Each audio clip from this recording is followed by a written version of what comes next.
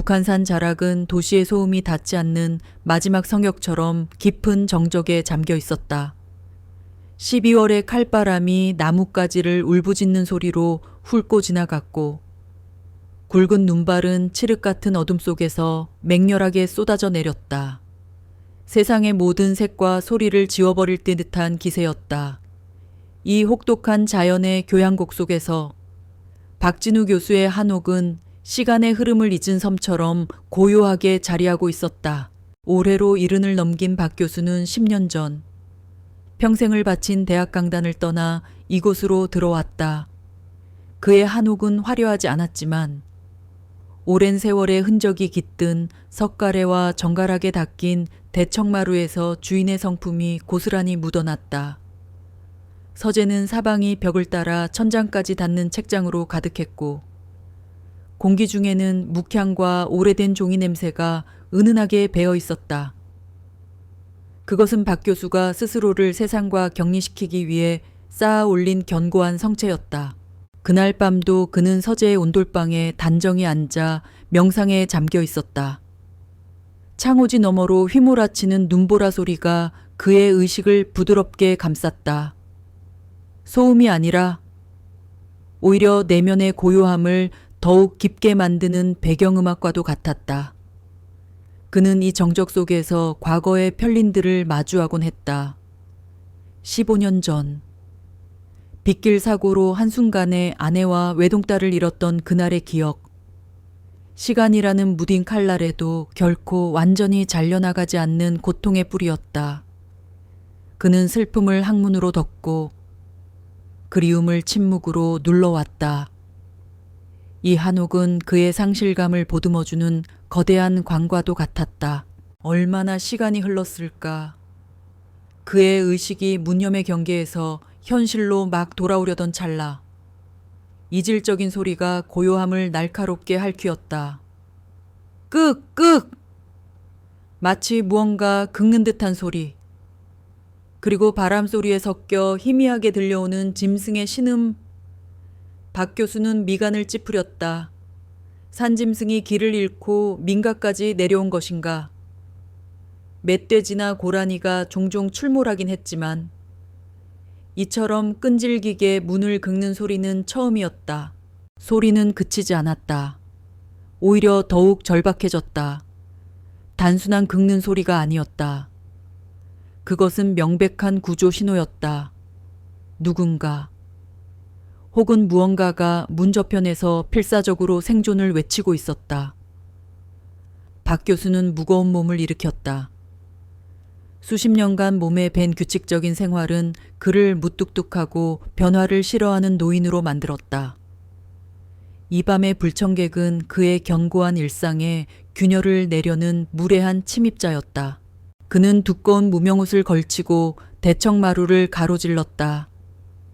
삐걱이는 마룻바닥 소리가 유난히 크게 울렸다. 맹렬한 바람이 문틈으로 스며들어 그의 맨살을 애는 듯했다. 그는 굳게 닫힌 대문을 향해 소리쳤다. 걔 누구냐? 대답은 없었다. 대신 문을 긁는 소리가 더욱 거칠어졌다. 그리고 이제는 분명히 들렸다. 가냘프지만 처절한 낑낑거림. 개의 소리였다. 박 교수는 잠시 망설였다. 이 눈보라 속에 개 한 마리를 위해 문을 여는 것이 과연 옳은 일일까? 하지만 문 저편의 소리에는 단순한 추위를 피하려는 것을 넘어선 무언가가 있었다. 마치 온 힘을 다해 마지막 메시지를 전달하려는 듯한 절박함. 결국 그는 무거운 빗장을 들어 올렸다. 끼익! 묵직한 나무 대문이 열리는 순간 거대한 눈보라가 그의 얼굴을 세차게 후려쳤다. 그는 반사적으로 팔로 얼굴을 가렸다. 그리고 그 아래로 하얀 형체가 쓰러지듯 안으로 굴러 들어왔다. 진돗개였다. 온몸이 눈과 진흙, 그리고 피로 엉망이 된 백구 한 마리. 개는 숨을 가쁘게 몰아쉬었고 옆구리에는 깊게 찢어진 상처가 보였다. 붉은 피가 하얀 털 위로 번져나가는 모습이 눈밭 위의 동백꽃처럼 섬뜩했다. 걔는 거의 탈진한 상태였지만 두 눈만은 형형하게 빛나고 있었다. 그 검고 깊은 눈동자는 똑바로 박 교수를 향해 있었다. 그것은 단순한 동물의 눈빛이 아니었다.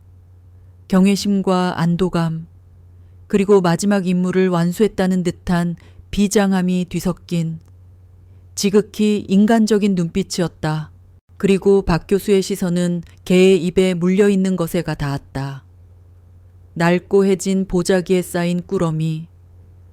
개는 마지막 힘을 다해 그 꾸러미를 박 교수의 발치에 조심스럽게 내려놓았다. 마치 세상에서 가장 귀한 보물을 다루는 듯한 몸짓이었다. 임무를 마친 개는 그대로 옆으로 쓰러졌다. 거친 숨소리만이 그 생명이 아직 붙어 있음을 증명했다. 박 교수는 잠시 얼어붙었다. 이 비현실적인 광경 앞에서 그의 이성은 제대로 작동하지 않았다. 혹한의 눈보라를 뚫고 피를 흘리며 찾아온 개, 그리고 그 개가 필사적으로 전달한 정체불명의 꾸러미. 그는 천천히 무릎을 꿇었다. 꾸러미는 젖어 있었고 군데군데 핏자국이 묻어 있었다. 그는 조심스럽게 보자기를 풀어헤치기 시작했다. 안에는 무엇이 들어있는 것일까? 산짐승의 사체 아니면 보자기의 마지막 매듭이 풀리는 순간 박 교수의 숨이 멎었다. 보자기 안에는 갓 태어난 아기가 있었다. 세상에 태어난 지 몇 시간도 차에 되지 않은 듯한 작은 생명. 아직 탯줄조차 제대로 처리되지 않은 채였다. 아기의 피부는 추위 때문에 파랗게 질려 있었고 미동조차 없었다. 죽은 것일까? 박 교수의 심장이 철렁 내려앉았다. 평생을 고서와 씨름하며 감정에 동요 없이 살아온 그의 손이 가늘게 떨렸다. 그는 차마 아기에게 손을 대지 못하고 그저 망견히 내려다보았다. 그때였다. 아기의 작은 가슴이 아주 미세하게, 거의 알아챌 수 없을 정도로 살짝 부풀어 올랐다가 꺼졌다. 살아있다. 아직 숨이 붙어있다. 그 순간 박 교수의 내면에서 무언가 단단한 것이 부서져 내렸다. 지난 15년간 그를 지배해온 냉소와 체념, 세상과의 단절감이 한순간에 녹아내렸다. 그의 학자적인 이성이 마비되고 잠들어 있던 원초적인 본능이 깨어났다. 생명을 구해야 한다는 절박한 외침이 그의 머릿속을 가득 채웠다. 아이가 이럴 수가. 그는 허둥지둥 아기를 감싸 안았다. 아기의 몸은 얼음장처럼 차가웠다. 그는 아기를 자신의 두꺼운 옷 속에 품고 방 안으로 달려 들어갔다. 그리고는 가장 따뜻한 온돌방 아랫목에 아기를 조심스럽게 눕혔다. 그는 이불을 끌어다 아기의 몸을 덮고 자신의 천으로라도 온기를 나눠주려는 듯 아기 곁에 바싹 붙어 앉았다. 정신을 차리고 보니 백구가 아직 현관에 쓰러져 있었다. 그는 급히 구급상자를 가져와 개의 상처를 살폈다. 상처는 깊었지만 다행히 치명상은 아닌 듯했다. 그는 서툰 솜씨로 상처를 소독하고 붕대를 감았다. 개는 고통스러운지 낑낑거렸지만 조금의 저항도 없이 그의 처치를 받아들였다. 오히려 고맙다는 듯 그의 손을 살짝 핥았다. 박 교수는 전화기를 향해 달려갔다. 그의 손은 여전히 떨리고 있었다. L9를 누르는 손가락이 몇 번이나 빗나갔다. 간신히 연결된 전화 너머로 들려오는 교환원의 침착한 목소리에 그는 거의 비명을 지르듯 외쳤다. 여기 북한산 자락인데 아기가, 갓난아기가 저천증으로 죽어가고 있소. 걔도 피를 많이 흘렸고 빨리 좀 와주시오. 상황 설명을 하는 동안에도 그의 시선은 아기에게서 떨어지지 않았다. 아기는 여전히 미동도 없었지만 조금 전보다 얼굴에 푸른 기가 살짝 가신 것 같기도 했다. 그는 전화를 끊고 다시 아기 곁으로 갔다. 그는 무엇을 해야 할지 몰랐다. 평생을 책과 함께 살아온 노학자에게 갓난아기는 세상에서 가장 난해한 고문서보다도 더 해독하기 어려운 존재였다. 그는 그저 아기의 작은 손을 자신의 투박한 손으로 감싸 쥐었다.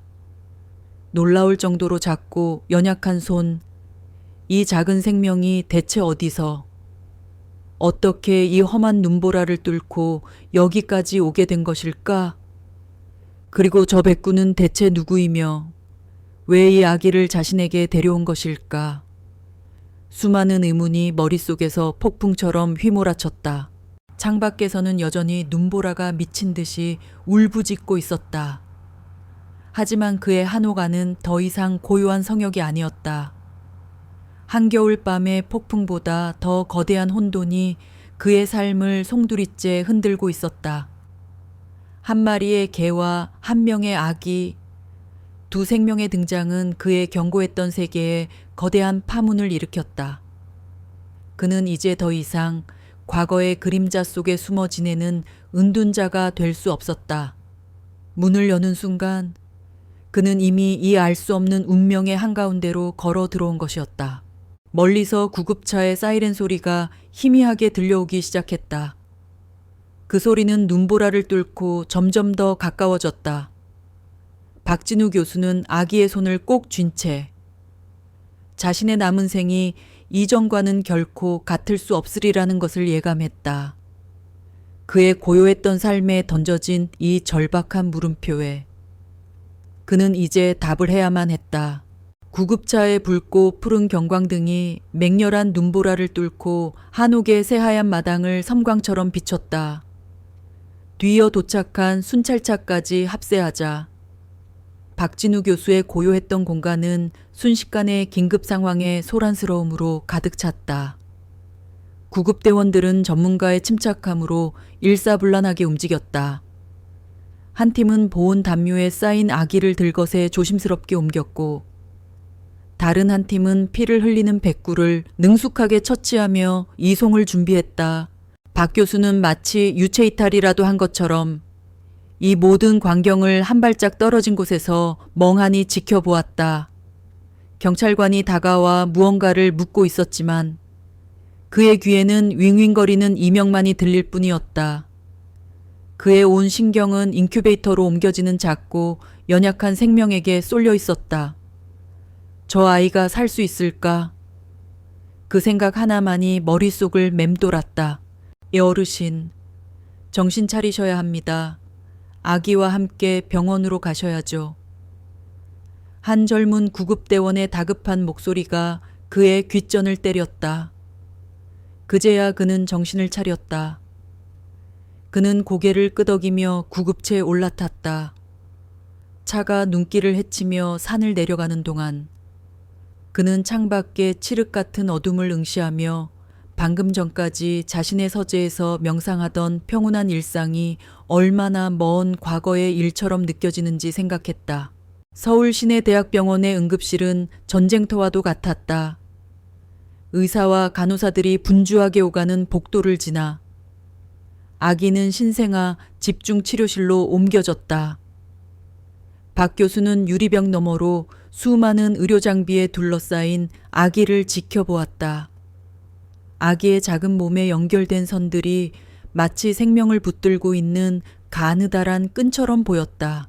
한참 후에야 가운을 입은 의사가 다가와 설명했다.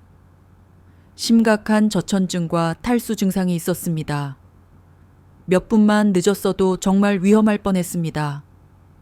다행히 아이의 생명력은 강한 편입니다. 현재로서는 안심하셔도 좋지만 며칠간은 경과를 지켜봐야 합니다. 안심해도 좋다는 말에 박 교수는 자신도 모르게 다리에 힘이 풀려 주저앉을 뻔했다. 그는 간신히 벽을 짚고 서서 안도의 한숨을 내쉬었다. 그는 잠시 함께 온 경찰관들과 병원 사회복지사의 질문에 답해야 했다. 그는 지난밤에 있었던 일을 최대한 침착하게, 학자로서의 논리 정연함을 되찾으려 애쓰며 설명했다. 눈보라. 문을 긁던 소리. 피 흘리는 진돗개. 그리고 보자기에 쌓여있던 아기. 이야기를 듣는 그들의 표정에는 의구심이 역력했다. 특히 젊은 경찰관은 그의 말을 완전히 믿지 못하는 눈치였다. 어르신. 그러니까 개가 아기를 물고 왔다는 말씀이십니까? 그렇다네. 나도 내 눈으로 보고도 믿기지 않았지만 그게 사실이야. 사회복지사는 좀 더 현실적인 질문을 던졌다. 아기의 부모에 대해 짐작가는 바는 전혀 없으신가요? 혹시 주변에 최근에 출산한 사람이 있다거나? 전혀. 나는 이곳에 온 뒤로 마을 사람들과도 거의 교류 없이 지내왔네. 그의 대답은 미스터리를 해결하는데 아무런 도움이 되지 못했다. 경찰은 아기를 유기한 부모를 찾기 위한 수사에 착수하겠다고 말했고, 사회복지사는 아기의 신원이 확인될 때까지 병원에서 보호 조치할 것이라고 설명했다. 공식적인 절차가 진행되는 동안 박 교수는 철저한 이방인이자 최초 발견자일 뿐이었다. 그는 병원 복도의 차가운 의자에 앉아 뜬 눈으로 밤을 지새웠다. 새벽이 되어 그는 문득 백구의 안위가 궁금해졌다. 구급대원들이 백구를 동물병원으로 이송했다는 말을 떠올린 그는 경찰에게 병원 이름을 확인한 뒤 곧바로 택시를 잡아탔다. 24시간 운영되는 동물병원은 도심 한복판에 있었다. 수의사는 밤새 응급수술을 마친 뒤 지친 얼굴로 그를 맞았다. 다행히 상처가 동맥을 비껴갔습니다. 과다출혈이 심했지만 수술은 잘 끝났어요. 며칠 안정을 취하면 괜찮을 겁니다. 정말 용감한 녀석이에요. 그런 상처를 입고 눈보라를 뚫고 그 먼 길을 가다니. 수의사의 설명에 박 교수는 또 한 번 안도의 숨을 내쉬었다. 그는 입원실의 유리창 너머로 링거를 맞으며 잠들어 있는 백구를 보았다. 엉망이었던 털은 깨끗하게 정돈되어 있었고 평온하게 잠든 모습은 지난밤의 처절함을 잊게 할 정도였다. 녀석의 신원을 확인할 만한 게 있을까요? 목걸이도 없던데. 박 교수의 질문에 수의사가 무언가 생각난 듯 말했다. 아, 맞다. 수술 전에 검사하다 보니 몸 안에 마이크로칩이 내장되어 있더군요. 요즘엔 등록된 반려견은 대부분 칩을 내장합니다. 제가 한번 확인해 보겠습니다. 수의사가 스캐너를 가져와 잠든 개의 목덜미 부근에 갖다 대자 삑 소리와 함께 인식이 완료되었다. 그는 컴퓨터에 스캐너를 연결하고 무언가를 입력하기 시작했다. 박 교수는 초조하게 모니터를 바라보았다. 마침내 개의 정보가 화면에 나타났다. 견명 하늘 품종 진돗개 믹스 소유주 최은숙, 초혜은숙. 그 이름을 보는 순간 박 교수의 심장이 쿵 하고 내려앉았다. 그의 기억 저편. 수십 년간 굳게 닫혀있던 서랍 하나가 삐걱이며 열리는 듯했다. 까까머리 남학생과 단발머리 여학생들이 가득했던 1970년대의 대학 캠퍼스. 열띤 토론과 서툰 낭만이 공존하던 시절. 그 중심에는 늘 최은숙이 있었다. 문학 동아리에서 만난 그녀는 가난했지만 누구보다 맑은 눈빛과 뜨거운 가슴을 가진 친구였다. 불의를 보면 참지 못했고 약한 자들을 보면 그냥 지나치지 못했던 여인. 졸업 후 각자의 삶에 쫓겨 자연스럽게 연락이 끊겼지만 박 교수는 가끔 그녀가 어떻게 살고 있을지 궁금해하곤 했다. 초혜은숙 님이라. 혹시 아시는 분인가요? 수의사가 조심스럽게 물었다. 아, 아내 대학 시절 친구였네. 연락이 끊긴 지 아주 오래되었지만 그의 목소리는 자신도 모르게 잠겨 있었다. 수십 년의 세월을 뛰어넘어 이런 식으로 친구의 소식을 접하게 될 줄은 꿈에도 몰랐다. 그는 감정을 추스르며 물었다.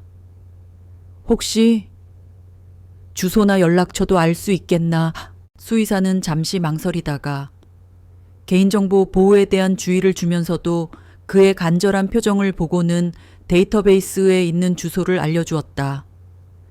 은평구의 한 서민 동네 주소였다. 박 교수는 그 주소를 수첩에 정성껏 받아 적었다. 그리고 그가 막 병원을 나서려던 순간 수의사가 무언가 더 확인하려는 듯 키보드를 두드리더니 안타까운 표정으로 말했다. 예 어르신, 드릴 말씀이 있습니다. 여기 등록 정보에 따르면 소유주이신 최은숙님은 석 달 전인 올해 9월에 사망하신 걸로 나옵니다. 그 말은 박 교수에게 두 번째 충격을 안겨주었다. 그는 잠시 휘청였다. 은숙이가 죽었다고 그렇다면 이게 하늘이는 석 달 동안 주인을 잃고 떠돌아다녔단 말인가? 그리고 왜? 주인이 죽은 지 석 달이나 지난 지금 이 개는 갓난아기를 데리고 수십 년간 연락조차 없었던 자신을 찾아온 것일까? 의문은 꼬리에 꼬리를 물고 이어졌다. 병원을 나선 그는 차가운 새벽 공기를 마시며 정신을 가다듬었다. 그는 무작정 은평구로 향하지 않았다. 대신 자신의 한옥으로 돌아갔다. 서재에 앉아 컴퓨터를 켠 그는 학자로서의 집요함으로 최은숙이라는 이름을 검색하기 시작했다. 검색 결과는 많지 않았다. 그녀는 유명인이 아니었다. 하지만 몇몇 지역 신문 기사와 작은 복지단체의 소식지에서 그녀의 흔적을 찾을 수 있었다. 기사들은 한결같이 그녀를 거리의 아이들의 어머니라고 묘사하고 있었다. 남편과 일찍 사별하고 평생을 홀로 살며 자신의 집을 갖출 청소년들을 위한 쉼터로 내어준 조용한 사회운동가. 그녀의 부고 기사도 찾을 수 있었다. 지병으로 자택에서 조용히 눈을 감았다는 짧은 내용이었다. 박 교수는 기사들을 읽어내려가며 서서히 퍼즐 조각을 맞춰 나갔다.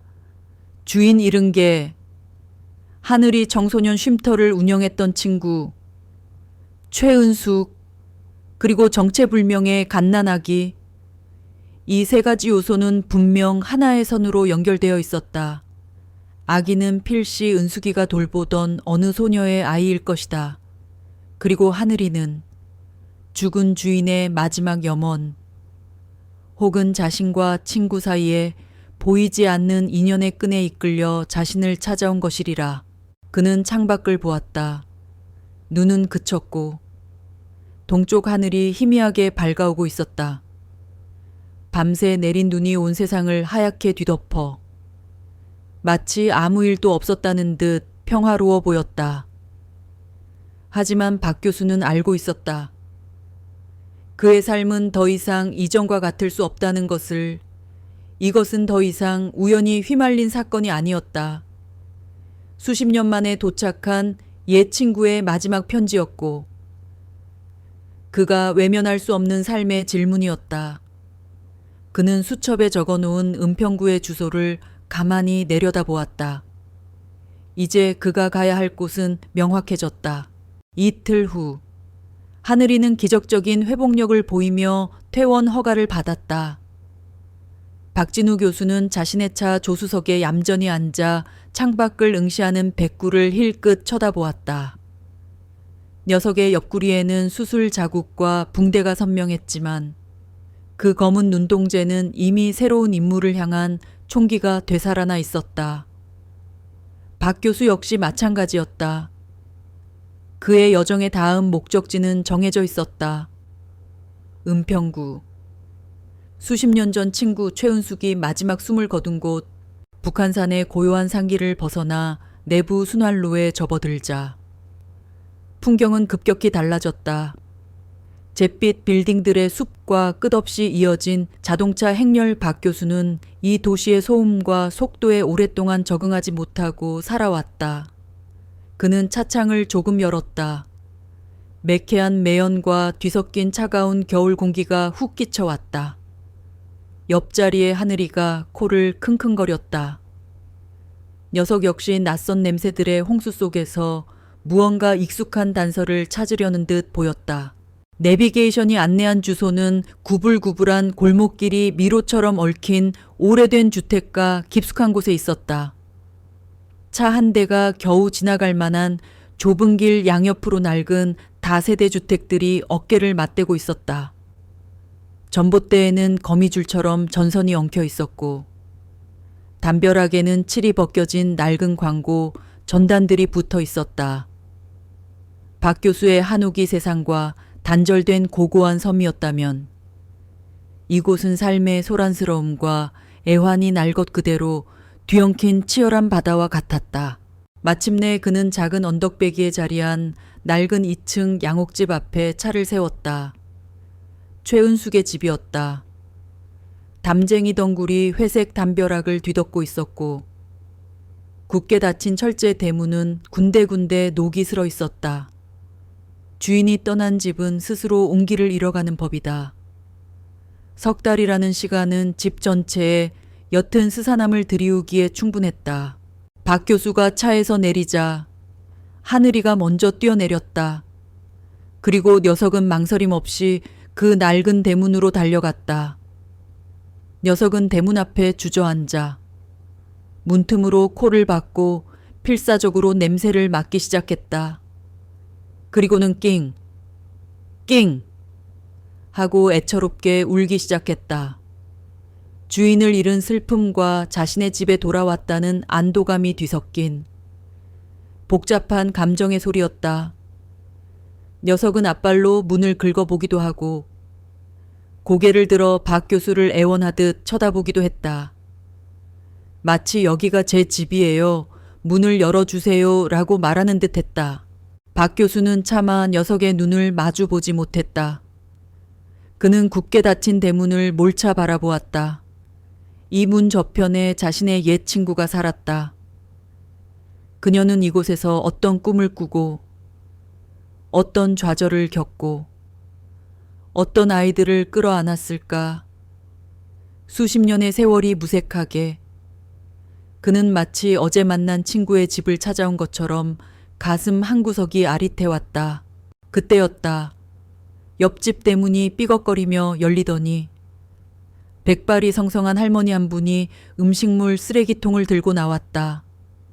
할머니는 낯선 남자와 그 앞에 있는 개를 보고는 잠시 경계하는 듯 하더니 이내 개의 모습을 알아보고는 눈을 동그랗게 떴다. 어머나, 너 하늘이 아니니 하늘이 맞구나. 할머니는 쓰레기통을 내려놓고 다가왔다. 하늘이는 할머니를 알아본 듯 꼬리를 살짝 흔들었지만 여전히 대문 앞에서 떠나려 하지 않았다. 아이고, 이 녀석 주인 할멈 세상 뜨고 나서 통 보이질 않더니만 어디서 고생하다 이제 왔어. 응. 할머니는 하늘이의 머리를 쓰다듬으며 안쓰러워했다. 그리고는 경계심을 풀고 박 교수를 향해 물었다. 헌데 어르신은 뉘신지 하늘이랑 같이 오신 걸 보니 아는 분이신가? 아, 예.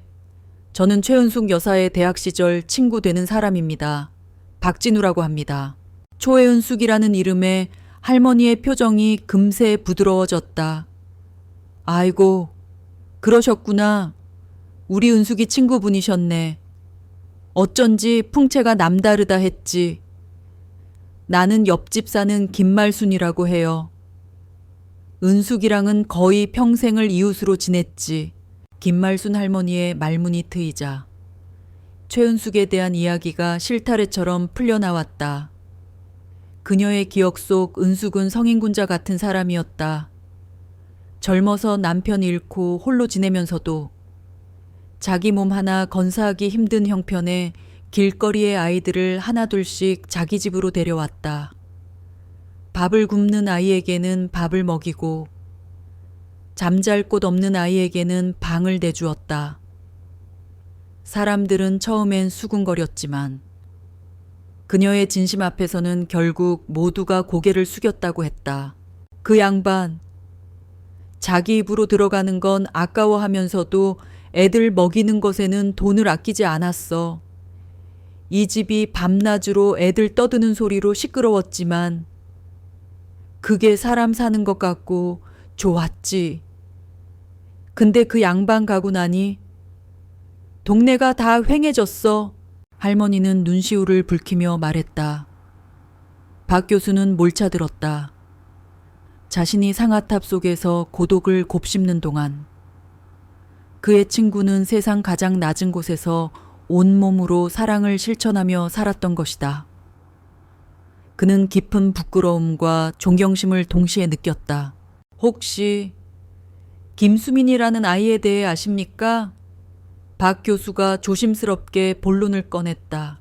김수민이라는 이름에 할머니는 미간을 살짝 찌푸렸다. 수민이 알지. 그럼 은숙이가 유독 마음을 많이 썼던 아이야. 그림 그리는 재주가 있다던데. 성격이 까칠하고 속내를 잘 드러내지 않아서 은숙이가 애를 많이 태웠지. 할머니의 말에 따르면 김수민은 1년 전쯤 이곳에 들어왔다. 다른 아이들과 잘 어울리지 못하고 혼자 겉도는 일이 많았지만 유독 하늘이와는 사이가 각별했다고 했다. 이상하게 하늘이가 그 애만 졸졸 따라다녔어. 수민이가 언덕에 앉아서 그림이라도 그릴라 치면 몇 시간이고 옆에 꼼짝 않고 앉아 지켜주곤 했지. 은숙이가 그러더라고. 짐승도 다 아는 거라고. 제 주인이 누구한테 마음을 쓰고 있는지 다 안다고 말이야. 박 교수는 하늘이를 내려다보았다. 녀석은 여전히 대문 앞을 지키고 있었다. 녀석이 그토록 따랐다는 소녀. 그리고 그 소녀가 지금 어딘가에 위험에 처해 있을지도 모른다는 생각에 가슴이 무거워졌다. 은숙이가 죽고 나서 그 아이는 어떻게 지냈습니까? 그게 문제야. 은숙이가 있을 땐 그나마 괜찮았는데 할멈 가고 나서는 애가 더 겉돌았어. 몇 달 전부터는 통 웃는 걸 못 봤네. 그러더니 며칠 전에 말도 없이 사라져 버렸어. 남은 애들이 걱정이 태산이야. 바로 그때였다. 골목 저편에서 교복을 입은 남학생과 머리를 노랗게 염색한 여학생이 걸어오고 있었다. 그들은 박 교수와 할머니를 보더니 잠시 멈칫했다. 에어 할머니, 안녕하세요. 에어 민수, 서연이구나. 이리 와보렴. 할머니의 부름에 두 아이는 마지못해 다가왔다. 그들의 시선은 곧 하늘이에게 꽂혔다. 하늘이 형 남학생. 민수가 외치며 달려와 하늘이를 끌어안았다. 하늘이도 반가운 듯 민수의 얼굴을 핥았다. 이분은 돌아가신 은숙 할머니 친구분이시래. 너희들한테 수민이 소식 좀 물어보려고 오셨단다. 할머니의 설명에 아이들의 표정이 어두워졌다. 수민 언니, 아직 연락 안 돼요. 저희도 계속 전화해봤는데 꺼져 있어요. 여학생 서연이 걱정스러운 목소리로 말했다. 언니가 은숙 할머니 돌아가시고 나서 많이 힘들어했어요. 혼자 있는 시간도 많아졌고요. 그러다 며칠 전에 갑자기 짐도 별로 없이 나갔어요. 박 교수는 아이들의 눈을 바라보며 침착하게 물었다. 혹시 수민 양이 임신했다는 사실을 알고 있었니? 그의 직설적인 질문에 두 아이는 화들짝 놀라 서로를 쳐다보았다. 그들의 당황한 표정은 그 자체가 긍정의 대답이었다. 어떻게 아셨어요? 민수가 더듬거리며 물었다. 박 교수는 모든 것을 설명할 수는 없었다. 대신 그는 아이들에게 확신을 주어야 했다. 나는 수민 양을 도우러 온 사람이란다. 수민 양이 지금 어디 있을지. 혹시 자주 가던 장소라도 있니? 아이들은 잠시 머뭇거리다가 서연이가 조심스럽게 입을 열었다. 언니는 마음 복잡할 때면 늘 가던 곳이 있었어요. 집 뒤에 있는 작은 언덕. 거기 오래된 정자가 하나 있거든요. 거기에 앉아서 몇 시간이고 그림만 그렸어요. 혹시 박 교수는 아이들의 대답에서 희미한 희망의 빛을 보았다. 그는 김말순 할머니와 아이들에게 감사를 표했다. 그는 다시 채에 올라타기 전 최은숙의 집 대문을 가만히 쓸어보았다. 은숙아, 내가 너무 늦게 찾아왔구나. 하지만 이제라도 자네가 남긴 숙제를 내가 풀어보려 하네. 부디 자네가 아끼던 그 아이를 찾을 수 있도록 힘을 주게나. 그가 채 오르자 하늘이가 조수석 창문으로 고개를 내밀어 옛집을 한참 동안 바라보았다. 그리고는 무언가 결심한 듯 앞을 보고 짧게 멍 하고 짖었다. 마치 이제 가요. 우리가 찾아야 할 사람이 있잖아요 라고 말하는 것 같았다. 박 교수는 엑셀을 밟았다. 그의 여정은 이제 막 두 번째 장을 넘기고 있었다. 서연이가 가리킨 언덕은 집들 뒤편으로 이어진 좁다란 비탈길이었다. 사람의 발길이 뜸한지 길 위에는 채 녹지 않은 잔설과 마른 낙엽들이 뒤섞여 새우산한 풍경을 자아내고 있었다. 박진우 교수는 나이에 비해 정정한 편이었지만 가파른 오르막길을 오르자 금세 숨이 찼다. 하지만 하늘이는 지친 기색도 없이 마치 보이지 않는 끈에 이끌리기라도 하는 것처럼 망설임 없이 앞장서 나아갔다. 녀석의 코는 젖은 흙바닥에 거의 닿을 듯했고 꼬리는 뻣뻣하게 선 채 미세하게 떨리고 있었다. 녀석은 단순한 추측이 아니라 확신을 가지고 움직이고 있었다. 얼마나 올랐을까. 경사가 완만해지는 지점에 이르자 낡은 목조 정자 하나가 모습을 드러냈다. 몇몇 기둥은 썩어 위태로워 보였고 지붕에는 기와 대신 낡은 함석이 덮여 있었다. 도시개발의 손길이 미처 닿지 않은 잊혀진 공간이었다. 하늘이는 정자 앞에서 잠시 멈춰 킁킁거리더니 이내 고개를 저으며 다른 방향으로 박 교수를 이끌었다. 정자 뒤편 덤불이 우거진 곳으로 희미한 오솔길이 나 있었다. 그 길의 끝에 허물어져가는 작은 흙집 한 채가 있었다. 오래전 화전민이 살았을 법한 폐가였다. 문은 반쯤 부서져 떨어져 나갔고 창문은 뻥 뚫려 을씨년스러운 바람을 그대로 맞아들이고 있었다. 하늘이가 그 집 앞에서 멈춰 섰다. 그리고는 낮게 으르렁거리기 시작했다. 그것은 경계의 소리이면서 동시에 안에 있는 존재를 염려하는 듯한 복잡한 울음소리였다. 박 교수의 심장이 세차게 뛰었다. 그는 마른 침을 삼키며 조심스럽게 폐가 안으로 발을 들여놓았다. 외풍을 막으려 쳐놓은 듯한 낡은 담요와 마분지 조각들, 그리고 방 한 구석. 집더미 위에 누군가 쓰러져 있었다. 김수민이었다. 소녀는 핏기 하나 없는 얼굴로 눈을 감은 채 미동도 하지 않았다. 입술은 바짝 말라 갈라져 있었고 입에는 식은땀이 송골송골 맺혀 있었다. 주변에는 소녀가 필사적으로 생존하려 했던 흔적들이 널려 있었다. 물이 반쯤 남은 생수병, 그리고 피에 젖은 낡은 천 조각들. 이곳이 바로 그 작은 생명이 태어난 장소였다. 수민 양 정신 차리게 박 교수는 달려가 소녀의 어깨를 흔들었다. 소녀의 몸은 불덩이처럼 뜨거웠다. 과다출혈에 이응 감염이 시작된 것이 분명했다. 소녀는 그의 목소리에 희미하게 눈꺼풀을 들어 올렸다. 초점 없는 눈동자가 잠시 그를 향했다가 이내 다시 스르르 감겼다. 상황은 위급했다. 박 교수는 다시 한번 액길 공우에 전화를 걸었다. 그는 이제 이런 위기 상황에 제법 익숙해진 자신을 발견하고 쓴웃음을 지었다. 구급차가 도착하기까지의 시간은 영원처럼 길게 느껴졌다. 그는 자신의 외투를 벗어 소녀의 몸을 덮어주었다. 하늘이는 소녀의 곁을 떠나지 않고 걱정스럽게 그 얼굴을 셔츠로 핥아주었다. 마치 자신의 온기로 소녀를 깨우려는 듯했다.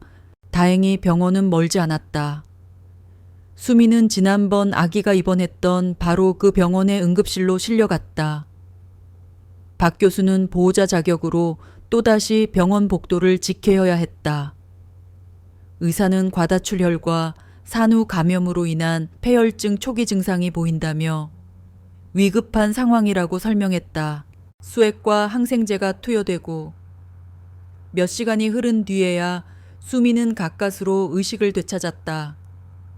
그녀는 낯선 병실의 천장을 멍하니 바라보다가 이내 무언가 떠오른 듯 경련을 일으키며 상반신을 일으키려 했다. 아, 아기 내 아기. 그녀의 첫 마디였다. 자신의 고통보다 아이의 안위를 먼저 걱정하는 천상 어머니의 목소리였다. 진정하게. 수민 양, 아기는 안전하네. 곁을 지키고 있던 박 교수가 그녀의 팔을 부드럽게 눌러 눕히며 말했다. 수미는 그제야 박 교수의 존재를 인식했다. 그녀의 눈에 경계심과 의아함이 스쳤다. 누구세요? 나는 박진우라고 하네. 최은숙 여사의 오랜 친구지. 초혜은숙이라는 이름에 소녀의 눈빛이 흔들렸다. 할머니, 친구분. 그래, 자네의 아기는 지금 이 병원 신생아실에 있네. 아주 건강해. 하늘이가 그 아이를 내게 데려왔다네. 그 말에 수민의 눈에서 참았던 눈물이 폭포수처럼 쏟아져 내렸다. 그녀는 흐느끼며 거의 알아들을 수 없는 목소리로 중얼거렸다. 하늘이 해냈구나. 하늘이 정말 고마워. 안도감의 긴장이 풀린 수미는 그날 밤 깊은 잠에 빠져들었다. 다음 날 기력을 조금 회복한 그녀는 박 교수의 도움을 받아 휠체어를 타고 신생아실로 향했다. 유리벽 너머 인큐베이터 안에서 평온하게 잠들어 있는 자신의 아들을 본 순간 수미는 또다시 소리 없이 눈물을 흘렸다. 그것은 슬픔의 눈물이 아닌 기쁨과 감사와 미안함이 뒤섞인 복잡한 눈물이었다. 병실로 돌아온 후 수미는 모든 것을 털어놓기 시작했다. 그녀의 목소리는 아직 미약했지만 그 안에 담긴 이야기의 무게는 결코 가볍지 않았다. 그녀는 재능 있는 미술학도였지만 그녀의 꿈을 사치라고 여기는 엄격한 아버지 밑에서 억눌려 살았다. 그러다 우연히 만난 태아그룹의 막내 아들 최영호와 사랑에 빠졌다. 영호는 다정했지만 거대한 가족의 그늘 아래 사는 유약한 남자였다. 임신했다는 걸 알았을 때 처음엔 기뻤어요. 그 사람과 함께라면 지옥 같은 집에서 벗어날 수 있을 거라고 생각했으니까요. 하지만 현실은 동화가 아니었다. 임신 사실을 알게 된 태아그룹. 특히 최영호의 어머니인 한서연 회장은 즉각적으로 움직였다. 그녀는 수민을 가문의 오점을 만들 불결한 존재로 취급했다. 낙태를 종용하는 거액의 돈 봉투와 따르지 않을 시 그녀의 인생을 망가뜨려 버리겠다는 서늘한 협박이 함께 날아왔다. 최영호는 어머니의 위세 앞에서 아무 말도 하지 못하고 고개를 숙였다. 그때 깨달았어요. 그 사람은 날 사랑한 게 아니라 잠시 나에게 기댔을 뿐이라는 걸. 절망한 수미는 돈을 거부하고 도망쳤다. 그리고 정처 없이 떠돌다 우연히 최은숙 할머니의 쉼터에 발을 들였다. 할머니는 처음이었어요. 제 그림을 보고 재능 있다고 말해주신 어른은 제 이야기를 탓하지 않고 들어주신 어른도요. 수미는 은숙 할머니의 보살핌 아래서 안정을 되찾고 혼자서라도 아이를 낳기로 결심했다. 하지만 행복은 길지 않았다. 의지했던 할머니가 갑자기 세상을 떠난 것이다. 세상에 다시 혼자 남겨진 기분이었다. 할머니가 돌아가시기 며칠 전에 제 손을 잡고 말씀하셨어요. 혹시라도 정말 세상에 기댈 곳이 하나도 없다고 느껴지면 북한산 자락의 박진우 교수를 찾아가라고. 아주 오래된 친구인데 무뚝뚝해 보여도 속은 깊고 따뜻한 분이라고. 분명 널 외면하지 않으실 거라고요. 그녀는 그때 그 말을 흘려들었다. 하지만 세상은 그녀를 벼랑 끝으로 내몰았다. 출산이 임박하자 그녀는 병원에 갈 엄두를 내지 못했다. 태아그룹의 손길이 두려웠고 아이를 빼앗길지도 모른다는 공포에 사로잡혔다. 그래서 그녀는 혼자 아이를 낳기 위해 예전에 그림을 그리러 자주 가던 언덕의 폐가로 숨어들었다. 너무 무서웠어요. 진통이 오는데 정말 죽을 것 같았어요. 근데 그때 하늘이가 나타났어요. 어떻게 알고 찾아왔는지 녀석이 제 곁을 지켜줬어요. 제가 고통스러워할 때마다 손을 핥아주면서요. 그녀는 하늘이의 도움으로 기적적으로 아이를 낳았다. 하지만 과다출혈로 의식이 점점 희미해졌다. 죽음의 공포가 엄습하는 순간 그녀의 머릿속에 최은숙 할머니의 마지막 유언이 스쳐 지나갔다. 정말 마지막 힘을 다해서 하늘이 귀에 속삭였어요. 하늘아, 부탁이야. 박진우 교수님을 찾아가 북한산 최은숙 할머니 친구분 우리 아기 좀 데려다 줘. 라고요. 수민의 이야기가 끝났을 때 병실 안에는 무거운 침묵이 흘렀다. 박 교수는 한마디도 할 수 없었다. 한편의 처절한 드라마 같은 소녀의 삶 앞에서 그가 평생 읽어온 어떤 고전 비극도 빛을 잃었다. 하늘이의 기적적인 여정은 우연이 아니었다. 그것은 죽은 친구가 남긴 간절한 약속과 한 어린 어미의 필사적인 모성애, 그리고 한 마리 충견의 위대한 사랑이 엮어낸 필연의 결과였다. 그는 창밖을 내다보았다.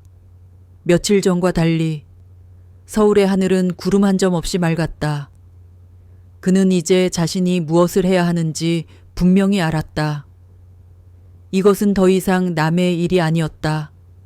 죽은 친구와 가혹한 운명에 내몰린 어린 소녀와 세상에 막 태어난 작은 생명, 그리고 이 모든 것을 연결한 충직한 개.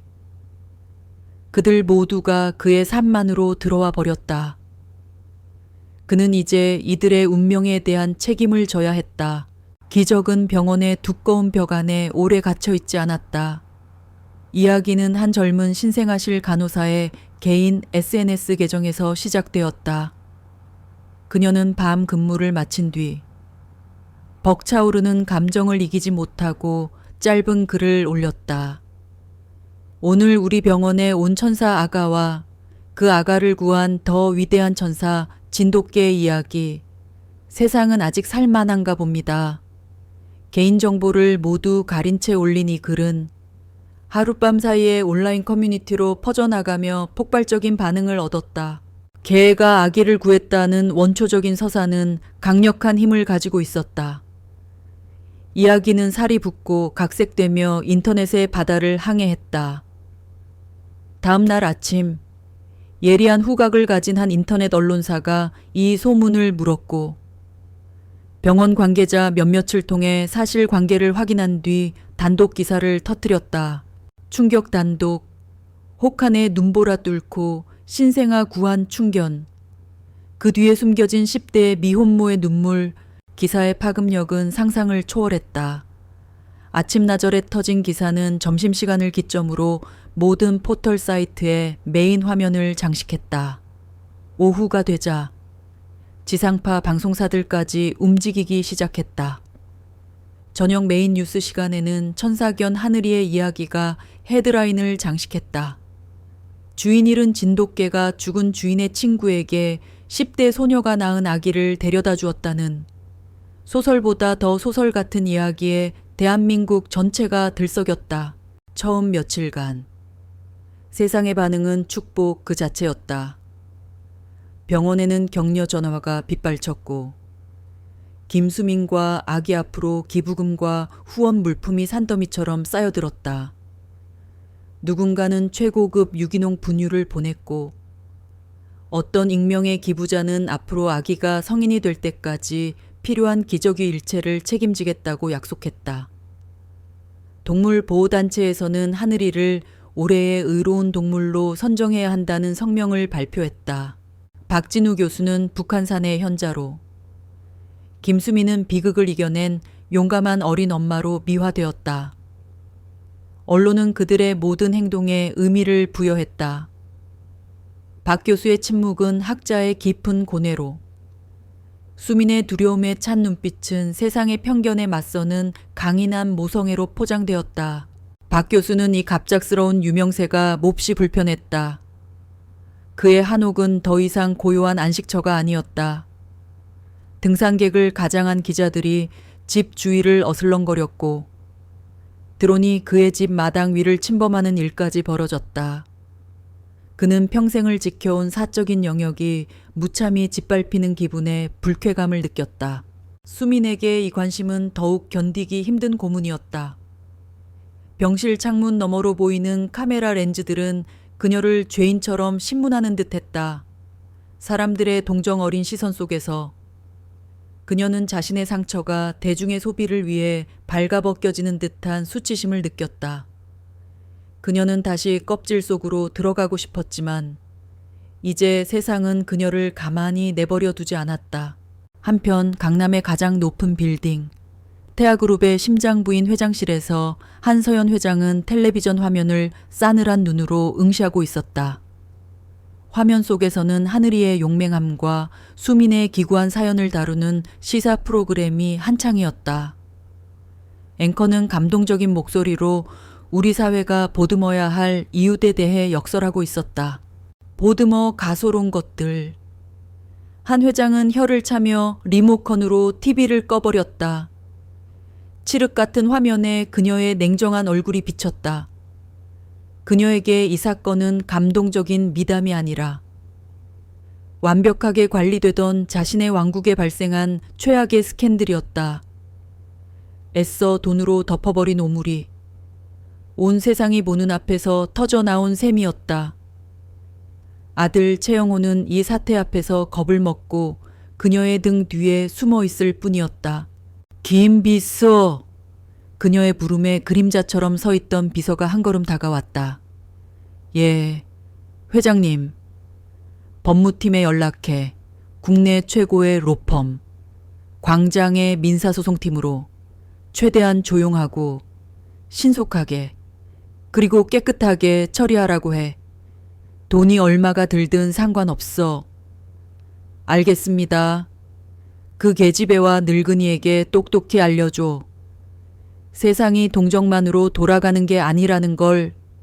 한서연의 눈빛은 얼음보다 차가웠다. 그로부터 이틀 뒤 병원의 따뜻하고 소란스럽던 분위기에 균열이 생겼다. 검은색 고급 세단 2대가 병원 앞에 멈춰 섰고 한 치의 오차도 없이 재단된 명품 정장을 입은 남자 넷이 내렸다. 그들은 병원 복도를 런웨이처럼 걸었다. 그들의 구두가 대리석 바닥에 부딪히는 소리는 차갑고 단호했다. 그들에게서는 소독약 냄새 대신 돈과 권력의 냄새가 났다. 그들은 자신들을 로펌 광장의 변호사라고 소개하며 김수민의 보호자인 박진우 교수를 만나고 싶다고 정중하지만 단호하게 요청했다. 박 교수는 병원 내 작은 상담실에서 그들을 마주했다. 하늘이는 박 교수의 발치에 웅크리고 앉아 낯선 이들을 향해 낮은 경계의 울음소리를 냈다. 4명 중 대표로 보이는 남자가 서류 가방을 열며 입을 열었다. 그의 목소리는 감정 한 점 섞이지 않은 잘 훈련된 전문가의 것이었다. 박진우 교수님, 저희는 태아그룹의 법률 대리인입니다. 우선 김수민 양과 아이에게 벌어진 안타까운 일에 깊은 유감을 표합니다. 그의 입에서 유감이라는 단어가 나왔지만 그의 눈에는 어떤 유감의 흔적도 보이지 않았다. 저희 의뢰인께서는 이 사태의 원만한 해결을 위해 인도적인 차원에서 최선의 노력을 다하고자 하십니다. 김수민 양이 겪었을 정신적, 육체적 고통에 대한 위자료와 앞으로 아이가 안정적인 환경에서 자라나는 데 필요한 모든 양육비를 전적으로 지원할 용의가 있으십니다. 그는 서류 몇 장을 테이블 위로 밀었다.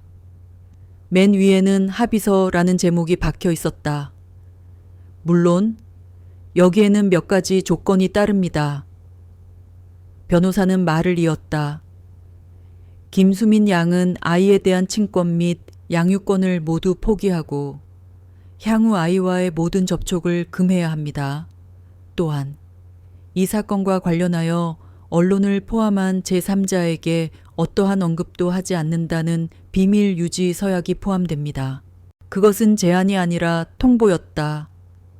돈으로 아이를 사고 엄마의 존재를 지워버리겠다는 노골적인 선언이었다. 이것이 저희가 제시하는 합의금입니다. 그가 가리킨 서류의 액수란에는 박 교수가 평생 만져본 적도 없는 천문학적인 숫자가 적혀 있었다. 이 정도 금액이면 김수민 양이 과거를 모두 잊고 유럽 어디서든 새로운 인생을 시작하기에 부족함이 없을 겁니다.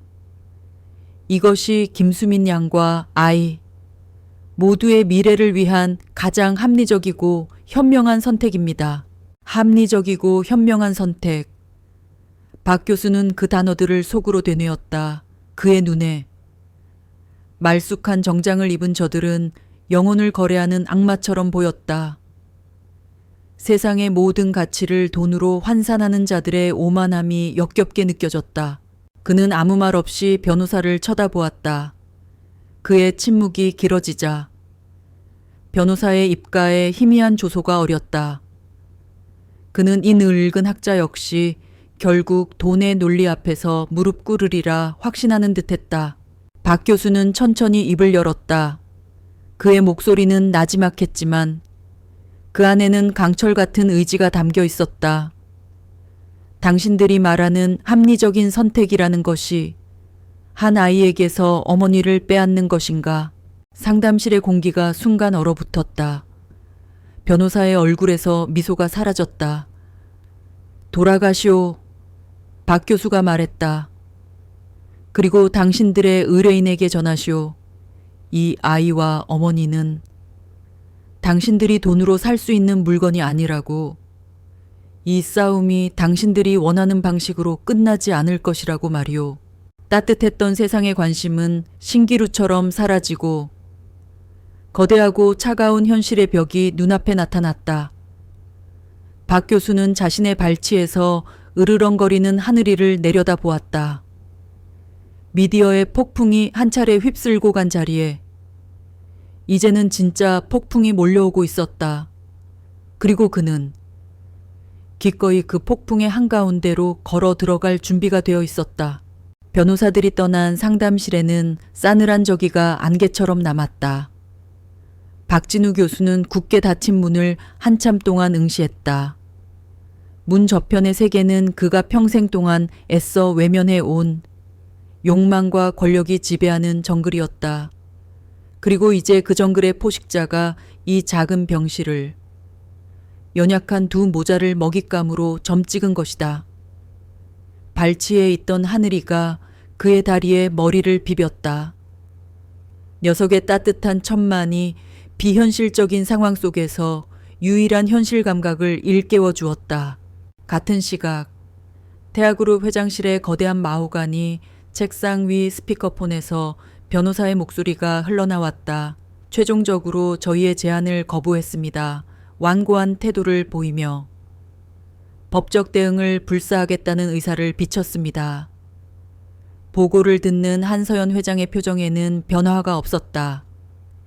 그녀는 손에 든 값비싼 만년필을 천천히 돌리고 있을 뿐이었다. 수고했네. 이제 플랜 B를 가동하도록. 알겠습니다. 회장님, 즉시 친권 확인 및 양유권 이전 소송을 시작하겠습니다. 동시에 언론 대응팀도 움직일 겁니다. 결과만 확실하다면 과정에 드는 비용은 묻지 않겠네. 전화가 끊기자 한 회장은 자리에서 일어나 통유리창 앞으로 걸어갔다. 그녀의 발 아래 서울의 야경이 보석처럼 펼쳐져 있었다. 저 수많은 불빛들, 그 안에서 아등바등 살아가는 수백만의 사람들. 그녀에게 그들은 체스판 위의 말과 같았다. 그녀는 평생을 그렇게 살아왔다. 원하는 것을 얻기 위해 말을 움직이고 장애물은 가차없이 치워버렸다. 한 늙은 학자와 철없는 계집애가 감히 자신의 길을 막아선다는 것은 그녀의 세계에서는 용납될 수 없는 변칙이었다. 그녀의 입가에 뱀처럼 차가운 미소가 걸렸다. 자비는 그녀의 사전에 없는 단어였다. 다음 날부터 세상의 바람이 방향을 바꾸기 시작했다. 천사견 하늘이의 미담으로 도배되었던 언론 지면에 새로운 종류의 기사들이 스멀스멀 피어오르기 시작했다. 처음에는 중립적인 척하는 칼럼들이었다. 전문가 긴급 진단 10대 미혼모 가정. 과연 신생에게 최선인가? 노인 단독 양육의 그늘. 아동 발달에 미치는 영향은? 기사들에는 익명의 아동 심리학자, 가정법률 전문가들이 등장하여 아이의 미래를 위해서는 안정적인 경제력을 갖춘 환경이 무엇보다 중요하다고 역설했다. 그들은 김수민의 나이와 불안정한 처지, 박 교수의 고령을 문제 삼으며 감성적인 동정론을 경계해야 한다고 주장했다. 그리고 며칠 뒤 공격은 더욱 노골적으로 변했다. 한 연예 전문 매체에서 김수민의 과거를 폭로하는 기사를 터뜨렸다. 기사에는 그녀가 과거 가출팸에 속해 있었다는 이야기, 아버지와의 불화 등 자극적인 내용들이 담겨 있었다. 대부분은 교묘하게 왜곡되거나 악의적으로 부풀려진 것들이었다. 기사는 그녀를 비극의 주인공에서 문제야, 재벌 2세를 덫에 빠뜨린 계획적인 미혼모로 둔갑시켰다. 인터넷 여론은 무섭게 돌아섰다. 용감한 엄마를 향한 응원은 자격 없는 것이라는 비난으로 바뀌었다. 그녀의 SNS 계정은 온갖 악성 댓글로 뒤덮였다. 애 아빠가 재벌이라니까 일부러 낳은 거 아님 찢! 저런 애 밑에서 크는 아기가 불쌍하다. 차라리 아빠 쪽에서 키우는 게 낫지. 할아버지는 또 뭐야? 노망 난 거 아님? 그냥 돈 받고 애 보내줘라. 수미는 병실 침대에 웅크린 채 자신의 휴대폰 화면에 쏟아지는 날카로운 글자들을 망견히 바라보았다. 익명의 군중이 던지는 돌팔매는 그녀의 여린 마음에 깊은 상처를 냈다. 세상이 자신을 어떻게 바라보는지, 자신이 얼마나 추악하고 자격 없는 존재인지를 깨닫게 하는 낙인과도 같았다. 최은숙 할머니가 애써 치유해 주었던 마음의 상처가 다시 덧나고 피를 흘리기 시작했다. 그녀는 밤마다 악몽을 꾸었고 갓 태어난 아들의 얼굴을 볼 때마다 죄책감에 시달렸다. 나 때문에, 나 같은 엄마 때문에 이 아이가 불행해질 거야. 박 교수 역시 공격의 대상이 되었다. 그의 학문적 성과를 폄훼하는 음해성 기사들이 나타나기 시작했고, 심지어 몇몇 극성 유튜버들은 그의 한옥에 무단으로 침입하여 비밀에 쌓인 노 교수의 사생활이라는 자극적인 제목의 영상을 찍어 올리기도 했다. 병원 측의 태도도 미묘하게 달라졌다. 원무 과장은 그를 찾아와 병원이 과도한 언론의 관심으로 인해 다른 환자들의 불편을 겪고 있다며 애둘러 퇴원을 종용했다. 며칠 전까지만 해도 병원의 자랑거리였던 그들은 이제 귀찮은 골칫덩어리가 되어 있었다. 쏟아지던 후원 물품들도 뚝 끊겼다. 세상은 놀라울 정도로 빨리 차가워졌다. 그들이 철저하게 고립되어 가던 어느 날 오후, 병실 문이 조심스럽게 열렸다. 옆집 김말순 할머니와 쉼터의 아이들, 민수와 서연이었다. 할머니의 손에는 직접 끓인 호박죽이, 아이들의 손에는 작은 아기 옷과 장난감이 들려 있었다. 수민아, 속 시끄럽지. 이런 거 신경 쓰지 말고 몸조리나 자려. 세상 사람들이 뭐라고 떠들든 우리는 네 편이야. 할머니는 수민의 손을 잡으며 따뜻하게 말했다. 언니, 이거 보세요. 애기 너무 귀엽죠? 저희가 돈 모아서 샀어요. 서연은 아기 침대 옆에 딸랑이를 놓으며 밝게 웃으려 애썼다. 그들의 방문은 삭막한 병실에 잠시나마 온기를 불어넣었다. 하지만 수미는 고개를 들지 못했다. 자신이 이들의 순수한 마음에 누를 끼치는 것만 같았다. 그들이 돌아간 후 법원으로부터 소장이 날아왔다. 태아그룹이 아들 최영호의 이름으로 친생자 인지 및 양육권 지정 청구 소송을 제기한 것이었다. 소장에는 수민이 미성년자이며 경제적 능력이 전무하고 출산 과정에서 아기를 위험에 빠뜨린 무책임한 엄마라는 주장이 가득했다. 또한 박 교수에 대해서는 고령과 사회적 고립을 이유로 양육에 부적합한 인물이라고 명시했다. 거대 로펌이 작성한 문서는 빈틈없고 냉혹했다. 박 교수는 소장을 읽는 내내 손을 떨었다. 그는 평생을 법 없이 살아온 사람이었다. 이 차가운 법의 논리 앞에서 자신이 얼마나 무력한 존재인지 절감했다. 그날 밤 수민이 그에게 말했다. 그녀의 목소리는 모든 것을 포기한 사람처럼 공허했다. 교수님, 제가 틀렸나 봐요. 다들 저보고 욕심부리지 말래요. 아기를 위해서라면 제가 사라져 주는 게 맞는 것 같아요. 그녀는 변호사들이 두고 간 합의서를 가리켰다.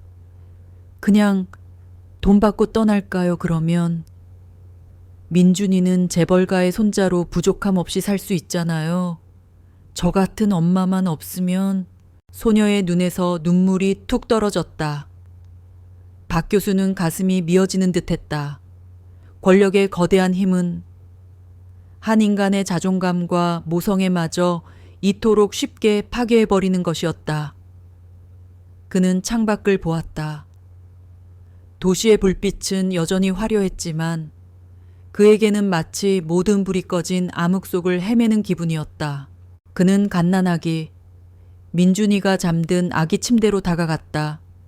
세상의 더러운 싸움 따위는 아랑곳 없이 아기는 천사 같은 얼굴로 평온하게 숨쉬고 있었다. 이 작은 생명을 지키기 위해 그는 무엇을 할 수 있을까? 상대는 돈과 권력, 법과 언론을 모두 손에 쥔 거인 자신은 늙고 힘없는 학자일 뿐 싸움의 결과는 처음부터 정해져 있는지도 모른다. 하지만 그는 포기할 수 없었다. 아기의 작은 손가락이 그의 손을 꼭 쥐는 순간 그는 다시 한번 결심을 굳혔다. 이것은 단순히 이기고 지는 싸움이 아니었다. 인간의 존엄성과 돈으로 살 수 없는 가치를 지키기 위한 싸움이었다. 그는 수민을 돌아보며 지쳐있지만 결코 꺾이지 않은 목소리로 말했다. 수민 양, 아직 끝나지 않았네. 절대 끝나지 않았어. 어둠은 깊었지만 그는 이 어둠 속에서 가장 작은 별빛이라도 찾아내야만 했다.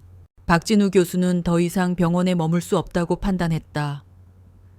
병원은 더 이상 상처를 치유하는 공간이 아니었다. 세상의 아기가 집중되는 감옥이었고 수민의 영혼을 갉아먹는 독이었다. 그는 병원 측의 만류에도 불구하고 수민과 아기, 민준의 퇴원 수속을 강행했다.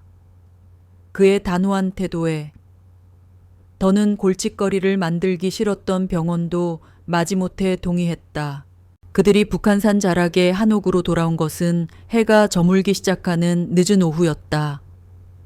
차에서 내린 수미는 눈앞에 펼쳐진 풍경에 잠시 숨을 멈췄다.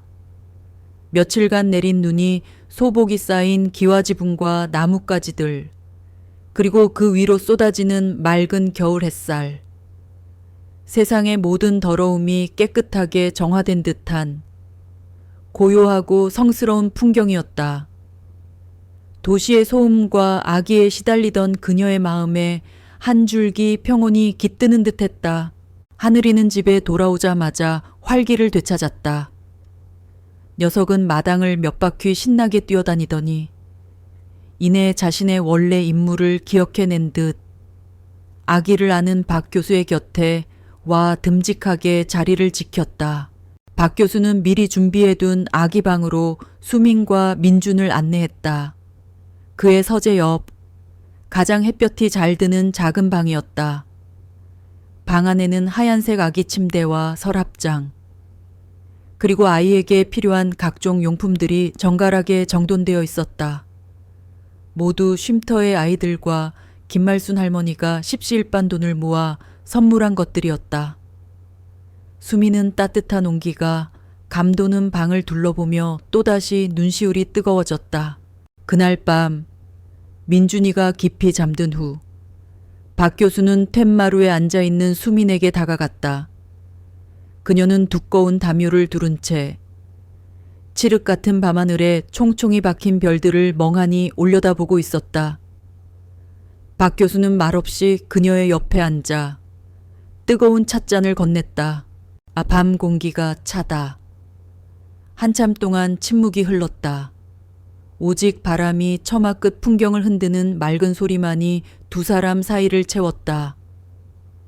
먼저 침묵을 깬 것은 수민이었다. 교수님, 저는 어떻게 해야 할까요? 그녀의 목소리는 길 잃은 아이처럼 막막했다. 제가 민준이를 포기하면 정말 모두가 행복해질까요? 그 사람들이 말하는 것처럼요. 박 교수는 찻잔을 내려놓았다. 그리고는 수민이 바라보던 밤하늘을 함께 응시하며 아주 먼 과거의 이야기를 꺼내기 시작했다. 이 집은 원래 내 아내가 참 좋아하던 곳이었네. 그녀는 도시의 번잡함보다 흙냄새와 새소리를 사랑하는 사람이었지. 우리에겐 딸이 하나 있었네. 아내를 꼭 닮아 웃음이 많고 그림 그리기를 좋아하던 아이였지. 아마 살아있었다면 지금 수민 양 또래가 되었을 게야. 그의 목소리는 담담했지만 그 안에는 세월로도 다 마모되지 않은 깊은 슬픔이 배어 있었다. 수민은 숨을 죽이고 그의 이야기에 귀를 기울였다. 15년 전 비가 몹시 내리던 날이었네. 내가 학회 때문에 지방에 내려가 있던 날이었지. 아내와 딸아이가 나를 마중 나오기 위해 차를 몰고 오던 길에 빗길에 미끄러진 트럭과 정면으로 충돌했다더군. 둘 다 그 자리에서 즉사했다고 했네. 박 교수는 잠시 말을 멈추고 눈을 감았다. 그때의 풍경. 병원 연간실의 차가운 공기.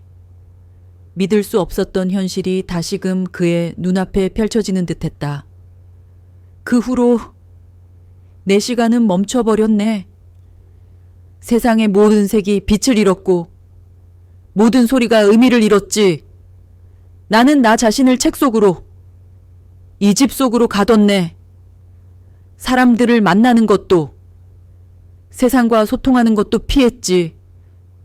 이 집은 나에게 안식처가 아니라 살아있는 무덤이었네.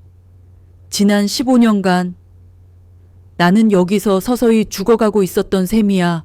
그의 고백에 수미는 아무 말도 할 수 없었다. 자신과는 비교할 수 없는 거대하고 깊은 상실의 무게가 느껴졌다. 그런데 그날 밤이었네. 하늘이가 눈보라를 뚫고 민준이를 데리고 온 그날 밤, 이 얼어붙었던 집에 꽁꽁 얼었던 내 심장에 작은 파문이 일었네. 그는 수민을 돌아보았다. 그의 눈빛은 그 어느 때보다 진지하고 따뜻했다. 얼음장 같던 그 작은 아이를 품에 안았을 때 나는 잊고 있던 감정을 떠올렸네. 누군가를 지켜야 한다는 책임감, 살아있다는 감각, 민준이는 나에게 다시 살아갈 이유를 가져다 주었네. 자네와 민준이를 위해 싸우면서 나는 지난 15년간 처음으로 내가 살아있음을 느꼈다네. 그의 말은 단순한 위로가 아니었다. 한 인간의 영혼 깊은 곳에서 길어올린 진실된 고백이었다. 수민 양, 자네가 틀린 게 아니야. 아이에게서 엄마를 빼앗으려는 저들이 틀린 걸세. 돈으로 생명의 가치를 매기려는 저들이 잘못된 거야. 절대 지지 말게. 그리고 그는 아주 오랫동안 마음속으로 되뇌어왔던 결심을 마침내 입 밖으로 꺼냈다. 내가 민준이의 할아버지가 되어주면 어떨까? 수미는 놀라 눈을 동그랗게 떴다. 제가 민준이를 법적으로 입양해서 내 호적에 올리고 내 손주로 키우겠네. 나의 남은 모든 생과 내가 가진 모든 것을 걸고 그 아이를 지키고 키워낼 걸세. 교수님. 그게 무슨... 수미는 당황하여 말을 잇지 못했다. 오해하지는 말게. 자네에게서 민준이를 빼앗겠다는 뜻이 아니야. 오히려 그 반대일세. 우리는 저 거대한 권력으로부터 민준이를 지켜낼 법적인 방패가 필요하네. 내가 민준이의 법적 보호자가 되면 그들은 더는 자네가 미성년자라는 약점을 물고 늘어질 수 없을 걸세. 그의 제안은 파격적이었지만 그 안에는 빈틈없는 논리와 깊은 배려가 담겨 있었다.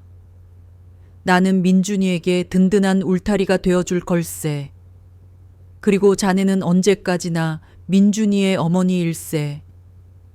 나는 자네가 학업을 마치고 자네가 가진 그림이라는 재능을 마음껏 펼칠 수 있도록 지원할 걸세. 자네가 당당한 사회의 일원으로 한 아이의 어머니로 바로 설 수 있을 때까지 말이네. 우리는 가족이 되는 걸세. 피를 나누진 않았지만 운명으로 셔츠 묶인 새로운 형태의 가족. 수미는 더 이상 눈물을 참을 수 없었다. 이번에 흐르는 눈물은 절망이나 슬픔의 눈물이 아니었다. 태어나서 처음으로 받아보는 조건 없는 사랑과 희생 앞에서 터져나온 감격의 눈물이었다. 그녀는 웅크렸던 몸을 펴고 박 교수를 향해 깊이, 아주 깊이 고개를 숙였다. 그것은 동의와 감사, 그리고 자신의 가장 소중한 것을 기꺼이 맡기겠다는 전적인 신뢰의 표현이었다. 고요한 한옥의 툇마루 아래 하나의 약속이 맺어졌다. 그것은 세상의 어떤 법률 조항보다도 단단하고 어떤 계약서보다도 신성한 영혼과 영혼이 맺은 약속이었다. 방 안에서 들려오는 민준이의 새근거리는 숨소리가 그 약속의 증인이 되었다. 잠들어 있던 하늘이가 조용히 다가와 박 교수의 무릎에 머리를 기댔다. 녀석은 툇마루에 나란히 앉은 두 사람과 방 안에서 평화롭게 잠든 아기를 차례로 둘러보았다. 녀석의 검고 깊은 눈동자에 고요한 마당 위로 쏟아지는 하얀 달빛이 담겼다. 마치 죽은 주인이 남긴 마지막 임무가 마침내 완성되었음을 확인하는 듯. 녀석의 눈빛은 더없이 평온했다. 거대한 적은 여전히 문 밖에서 기다리고 있었지만 이제 그들은 혼자가 아니었다. 한옥의 겨울 아침은 맑고 시렸다. 박진우 교수는 붓을 들어 화선지 위에 세로로 곱게 선을 그었다. 그의 마음은 며칠 전과 달리 고요한 호수와 같았다. 곁에서 민준이가 낸 작은 뒤척임 소리에 그는 붓을 내려놓고 아기 침대로 다가갔다. 아기는 세상의 모든 시름을 잊은 채 평화롭게 잠들어 있었다. 이 작은 생명, 그의 싸움의 이유이자 그의 남은 생의 의미였다. 그는 더 이상 은둔하는 학자가 아니었다. 그는 이제 한 아이를 지켜야 하는 할아버지이자 거대한 적에 맞서는 전사였다. 그리고 모든 전 세계는 무기가 필요한 법이었다. 그의 무기는 평생 쌓아온 지식과 그 지식이 맺어준 인연들이었다. 그는 자신의 서재에서 가장 오래된 주소록을 꺼내들었다. 수십 년의 세월 동안 잊고 지냈던 이름들 사이에서 그는 유독 빛나던 한 제자의 이름을 찾아냈다. 이현우, 법대 시절. 날카로운 질문과 뜨거운 열정으로 그의 기억에 깊이 각인되었던 학생이었다. 수소문 끝에 알아낸 번호로 전화를 걸자 수화기 너머로 익숙하면서도 낯선 목소리가 들려왔다. 여보세요. 나일세, 박진우 교수. 순간 수화기 너머로 정적이 흘렀다. 이내 놀라움과 반가움이 뒤섞인 목소리가 터져 나왔다. 교수님, 정말 교수님이십니까? 이게 얼마만입니까? 이현우는 현재 서초동의 거대 로펌들이 즐비한 빌딩 숲에서 조금 벗어난 작은 오피스텔에서 인권 변호사 사무실을 운영하고 있었다. 그는 스승의 연락에 만사를 제쳐두고 다음 날 바로 북한산의 한옥으로 달려왔다. 10수년 만에 재회한 스승은 세월의 흔적이 역력했지만 그 눈빛만은 여전히 맑고 형형했다. 툇마루에 앉아 스승이 들려주는 기구한 이야기를 듣는 내내 이현우 변호사의 표정은 분노와 연민으로 여러 번 바뀌었다. 그는 곤히 잠든 민준이와 그 옆에서 불안한 듯 웅크린 수민, 그리고 이 모든 것을 묵묵히 지켜보는 진돗개 하늘이를 차례로 둘러보았다. 교수님, 이건 단순히 양육권 다툼이 아닙니다. 돈과 권력을 가진 자들이 한 인간의 존엄성을 어떻게 짓밟는지를 보여주는 싸움입니다. 저희가 반드시 이겨야만 하는 싸움입니다. 이현우는 망설임 없이 사건을 맡겠다고 했다. 수임료는 일절 받지 않겠다고 못 박았다. 그는 이것이 자신의 스승과 법의 보호를 받지 못하는 약자들을 위해 변호사로서 마땅히 해야 할 일이라고 말했다. 그날 이후 조용한 방역이 시작되었다. 이현우 변호사는 자신의 사무실을 전쟁지휘 본부 삼아 태아그룹이라는 거대한 성을 무너뜨릴 작은 균열을 찾기 시작했다. 그의 팀은 젊은 패기 하나로 똘똘 뭉친 패러리걸 한 명과 발로 뛰는 사무장 한 명이 전부였다. 그들은 광장이라는 거대 로펌에 비하면 조약돌 수준이었지만 그들의 눈에는 돈으로 살 수 없는 정의감이 불타고 있었다. 정면 대결은 필패입니다. 이현우가 전략회의에서 말했다. 법정에서 김수민 양의 양육 능력을 증명하는 건 저들이 만들어 놓은 프레임 안에서 싸우는 것과 같습니다. 우리는 판을 바꿔야 합니다. 양육권 소송을 태아그룹의 부도덕성을 심판하는 재판으로 만들어야 합니다. 그들의 전략은 침묵 속의 전쟁이었다. 언론에 노출되는 것을 최대한 피하면서 물밑에서 태아그룹의 약점을 파고들기 시작했다. 박 교수는 자신의 서재를 자료 분석실로 바꾸었다. 그는 학자 특유의 집요함으로 지난 20년간 태아그룹과 관련된 모든 기사, 공시자료, 논문들을 수집하고 분석하여 이현우에게 넘겼다. 그의 분석은 날카로웠고 종종 이현우 팀이 놓쳤던 핵심을 짚어내곤 했다. 수민 역시 더 이상 무기력한 피해자로만 머물지 않았다. 그녀는 이현우의 요청에 따라 최영호와 만났던 순간부터 한서연 회장에게 협박을 받았던 과정까지의 모든 일을 상세하게 기록으로 남겼다. 희미한 기억들을 되살리는 것은 고통스러운 과정이었지만 그녀는 민준이를 위해 기꺼이 그 고통을 감내했다. 그녀가 간직하고 있던 몇 개의 문자 메시지와 사진들은 비록 법적 증거로는 미약했지만 그들의 관계가 태아 측이 주장하는 꽃뱀의 그것이 아니었음을 증명하는 중요한 단서가 되었다. 한옥에서의 생활은 겉으로는 평화로웠다. 수미는 민준이를 돌보는 틈틈이 다시 스케치북을 펼쳤다. 그녀는 잠든 민준의 얼굴, 마당을 어슬렁거리는 하늘이의 모습, 툇마루에 앉아 책을 읽는 박 교수의 옆모습을 그렸다. 그녀의 그림에는 이전의 불안과 반항심 대신 따뜻한 애정과 평온이 깃들기 시작했다. 하지만 그 평화는 언제든 깨질 수 있는 얇은 유리와도 같았다. 어느 늦은 밤이었다. 모두가 잠든 시각.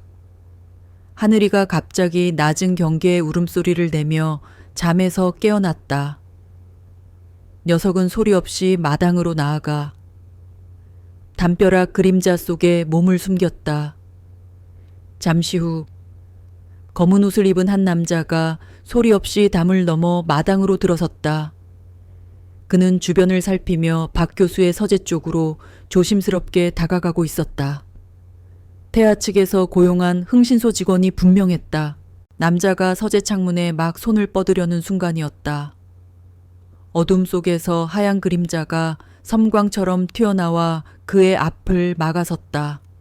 하늘이었다. 녀석은 이빨을 드러내고 목의 털을 곤두슨 채 금방이라도 목을 물어뜯을 듯한 기세로 남자를 향해 으르렁거렸다. 하지만 섣불리 공격하지는 않았다. 마치 훈련받은 경호견처럼 침입자를 제압하되 불필요한 소란은 피하려는 듯 위협적인 자세로 남자를 구석으로 몰아붙였다. 남자는 혼비백산했다. 소리를 지를 수도 움직일 수도 없었다. 그와 하늘이 사이의 팽팽한 대치는 하늘이의 울음소리를 듣고 잠에서 깬 박 교수가 마당에 전등을 켜면서 끝이 났다. 걔 누구냐? 박 교수의 외침에 남자는 혼비백산하여 비명을 지르며 얕은 담을 넘어 주랭랑을 쳤다. 하늘이는 그를 쫓지 않고 박 교수의 곁으로 돌아와 그의 다리에 몸을 비볐다. 마치 제가 잘 지켜냈습니다라고 보고하는 듯 했다. 이 사건은 태아그룹이 얼마나 비열한 수단까지 동원하는지를 보여주는 동시에 하늘이가 이 가족의 얼마나 든든한 수호자인지를 증명하는 계기가 되었다. 박 교수는 다음 날 담벼락에 최신 보안 시스템을 설치했다. 그리고 며칠 뒤 이현우 변호사로부터 전화가 걸려왔다. 그의 목소리는 그 어느 때보다 흥분되어 있었다. 교수님, 찾은 것 같습니다. 성을 무너뜨릴 아주 작은 하지만 치명적인 균열을요. 이현우의 팀은 태아그룹의 세무자료를 추적하던 중 몇 년 전 갑자기 해고된 한 재무팀 직원의 존재를 발견했다. 그는 내부 고발을 준비하다가 발각되어 억울하게 쫓겨난 인물이었다. 그리고 그는 태아그룹의 비자금 내역이 담긴 비밀 장부의 사본을 가지고 있을지도 모른다는 첩보가 있었다. 물론 그를 찾아내고 입을 열게 하는 건 쉽지 않을 겁니다. 그는 지금 태아의 감시를 피해 깊숙이 숨어 있을 테니까요. 하지만 불가능하지는 않습니다. 수화기 너머로 들려오는 제자의 목소리에 박 교수는 어둠 속에서 한 줄기 빛을 보았다. 거대한 성벽을 향해 던진 조약돌이. 마침내 아주 작은 균열을 만들어낸 것이었다. 조용했던 전쟁이 이제 막 소리를 내기 시작하려 하고 있었다. 이현우 변호사의 사무실은 며칠째 불이 꺼지지 않았다. 그와 그의 작은 팀은 내부 고발자 강민석 전 재무팀장의 행방을 쫓고 있었다. 태아그룹의 감시망을 피해야 하는 추적은 첩보 영화를 방불케 했다. 그들은 공중전화와 대포폰을 사용했고 직접 발로 뛰며 강민석이 남긴 희미한 흔적들을 하나씩 밟아나갔다. 그는 여러 차례 거처를 옮기며 깊숙이 잠적해 있었다. 마침내 그들은 강민석이 아내의 명의로 얻은 경기도 외곽의 한 허름한 아파트에 은신해 있다는 사실을 알아냈다.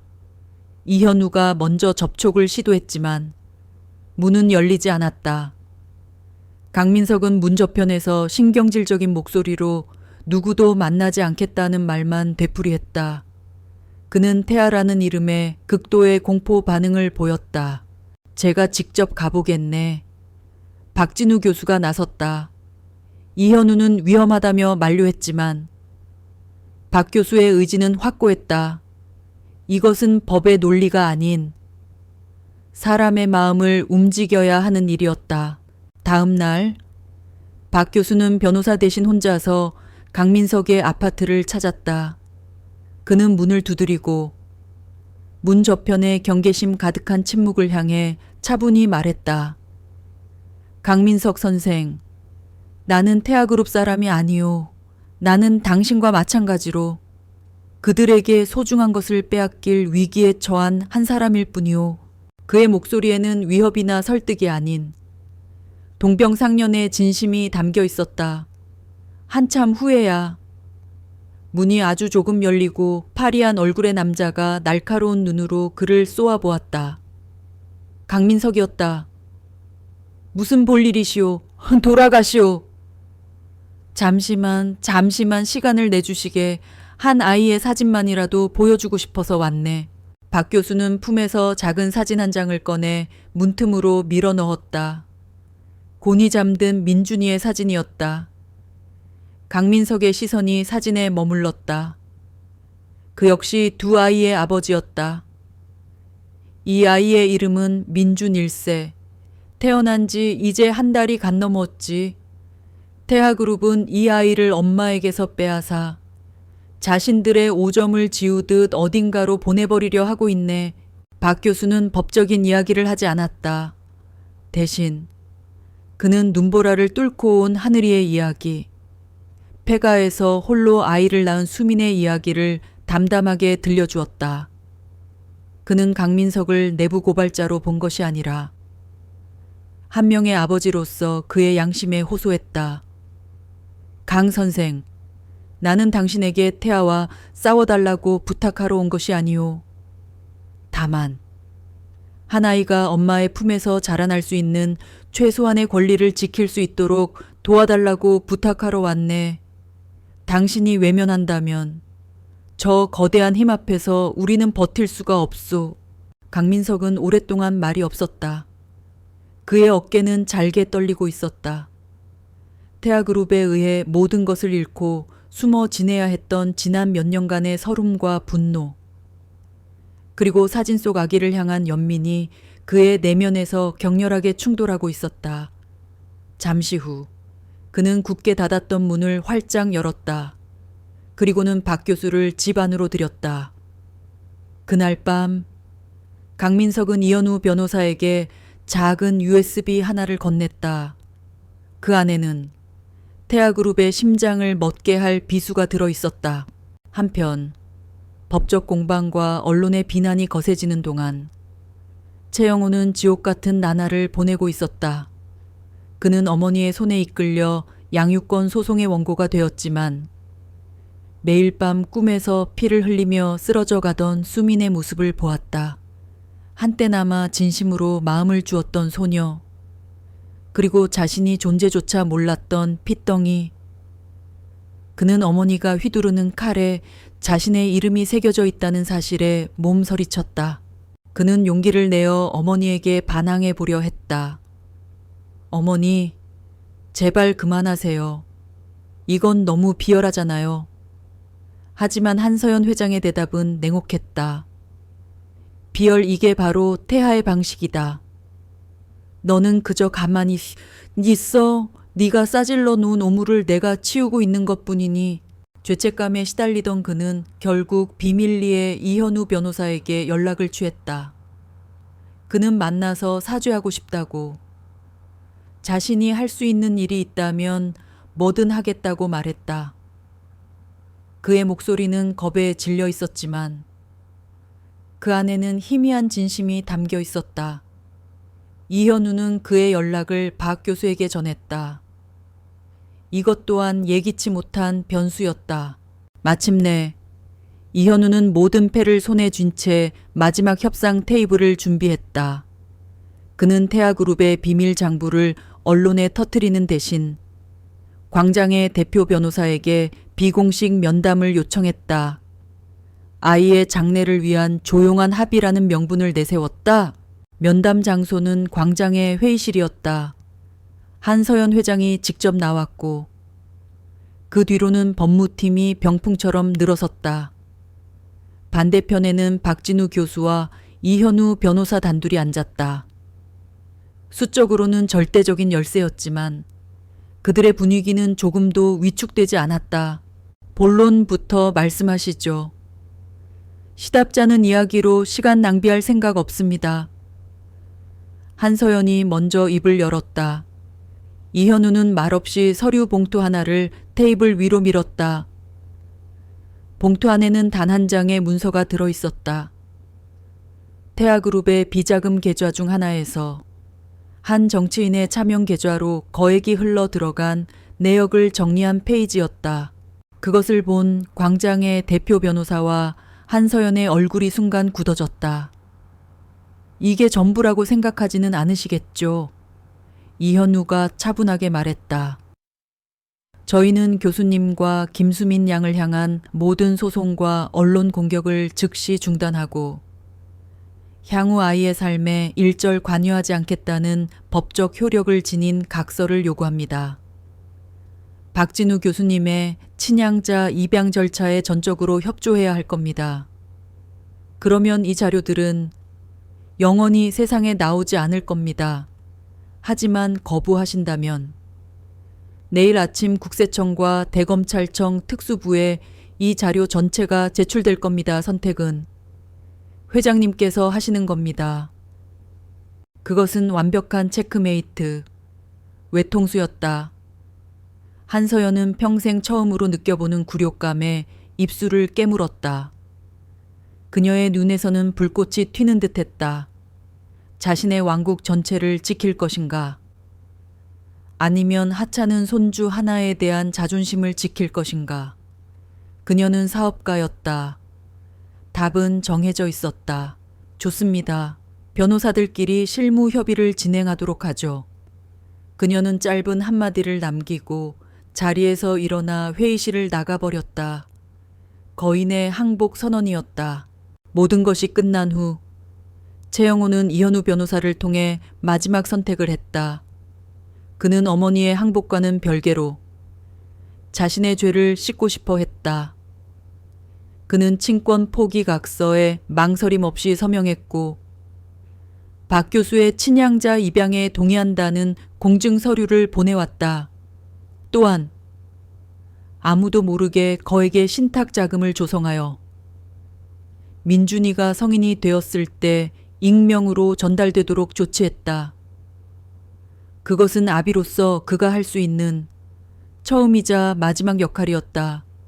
그리고 며칠 뒤 그는 태아그룹의 모든 직책을 내려놓고 호련히 유학길에 올랐다. 어머니의 그림자에서 벗어나기 위한 그 자신의 마지막 선택이었다. 조용한 전쟁은 소리 없이 끝났다. 승리의 함성은 없었다.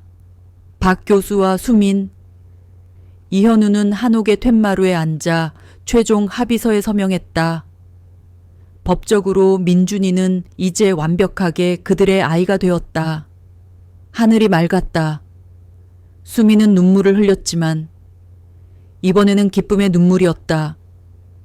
박 교수는 민준이를 안고 자신의 옛 친구 최은숙이 하늘에서 이 모든 것을 지켜보고 있으리라 생각했다. 긴 싸움은 끝났고 이제는 새로운 가족의 역사를 써내려갈 시간만이 남아 있었다. 세월은 고요한 강물처럼 흘렀다. 태아그룹과의 소리 없는 전쟁이 끝난 후 북한산 자락의 한옥에는 8번의 계절이 더 피고 졌다. 이제 9살이 된 박민주는 씩씩하고 명랑한 초등학생으로 자라났다.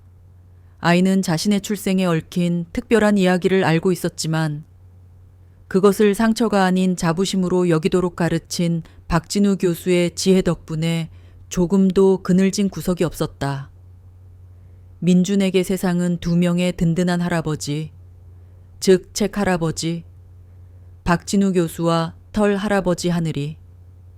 그리고 주말마다 세상에서 가장 맛있는 간식을 사들고 오는 예쁜 이모 김수민으로 이루어져 있었다. 박 교수는 지난 8년간 잃어버렸던 15년의 시간을 보상받는 듯했다. 민준이에게 동화책을 읽어주고 함께 곤충을 채집하고 서툰 솜씨로 김밥을 싸서 가을 소풍을 떠나면서 그는 굳게 닫혔던 마음의 문을 활짝 열었다. 주름은 깊어졌지만 그의 눈빛은 그 어느 때보다 생기로 가득했다. 그는 더 이상 과거에 사는 은둔자가 아니었다. 그는 민준의 할아버지이자 현재를 사는 행복한 노인이었다. 김수민은 놀랍도록 성장했다. 박 교수의 지원 아래 미술 공부를 계속한 그녀는 하늘이와 나아라는 제목의 웹툰으로 데뷔하여 큰 성공을 거두었다. 웹툰은 한 소녀가 충직한 반려견과 함께 역경을 헤쳐나가는 판타지 성장기였지만 그 안에는 그녀 자신의 삶이 고스란히 녹아 있었다. 그녀는 더 이상 세상의 시선에 움츠러들던 상처 입은 소녀가 아니었다.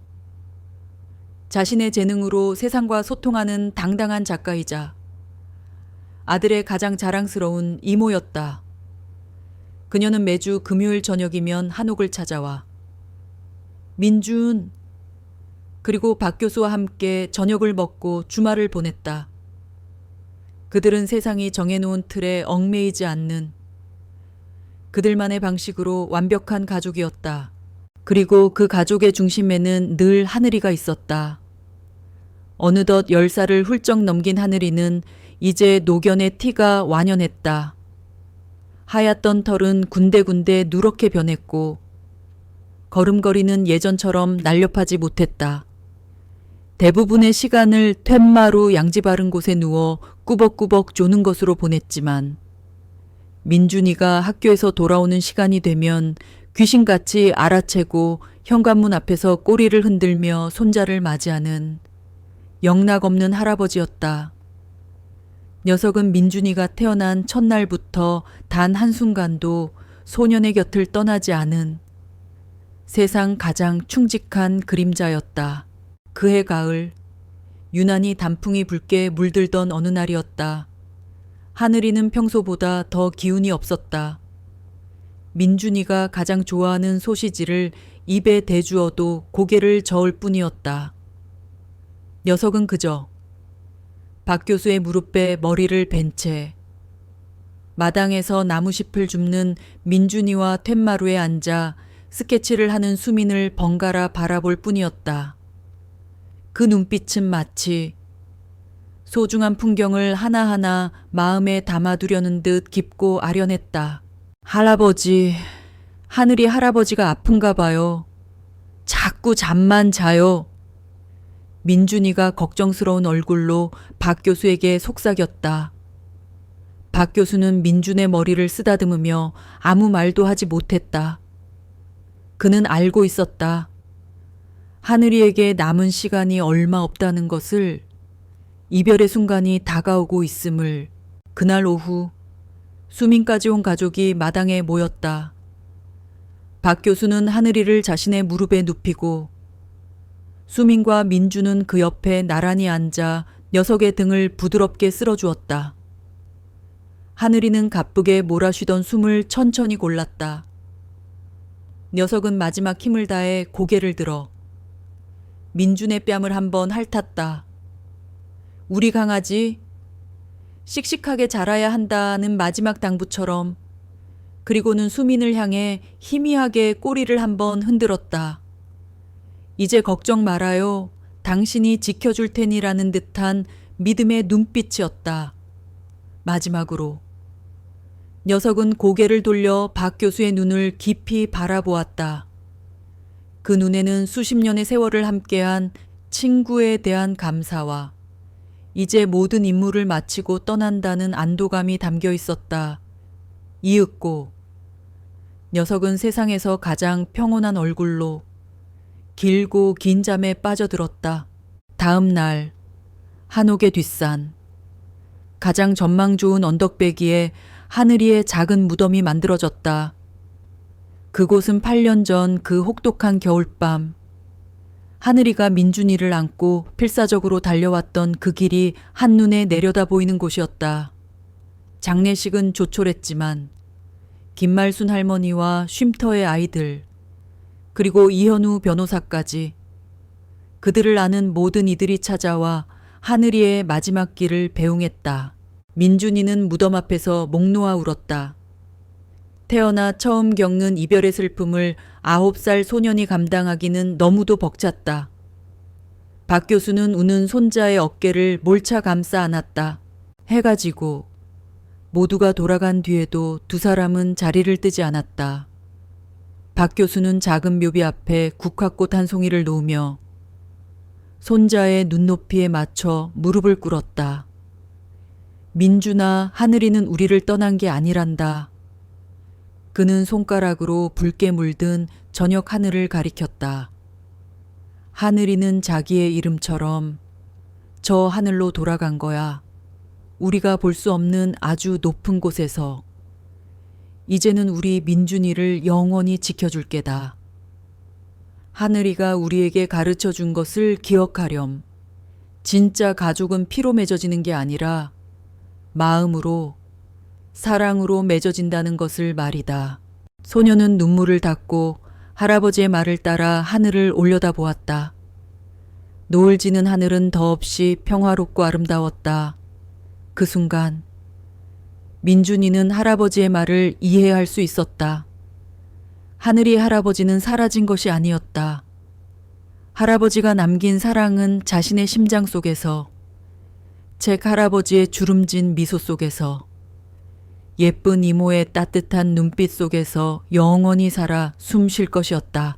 시간이 흘러 민준이가 청년이 되고 박 교수가 더 늙어 세상을 떠나는 날이 오더라도 이 한옥에 깃든 사랑의 이야기는 계속될 것이었다. 그것은 죽은 친구가 남긴 마지막 약속과 한 어린 어미의 필사적인 모성애, 그리고 한 마리 충견의 위대한 사랑이 엮어낸 세상 그 어떤 비극보다도 아름다운 희극이었다.